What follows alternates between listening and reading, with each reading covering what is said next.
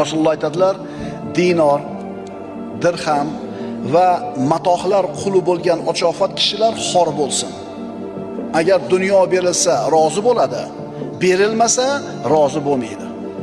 Ya'ni namoz o'qib roza tutadi, dinni mahkam ushlaydi, ishlari tekis bo'lsa. Agar ishlar ozgina xiralashib qolsa, o'sha johiliy hayotga nima qilaveradi? Qaytib olaveradi. Demak, banda shahvatlarining quli bo'ladi.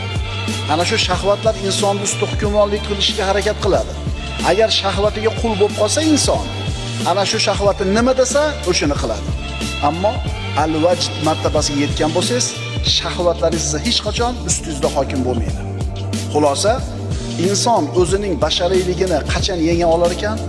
O'zining nafsini qulligidan ozod bo'la olsa. Agar nafsini qulligidan ozod bo'la olsa, eng oliy martabaga erishadi. Eng oliy martaba nima?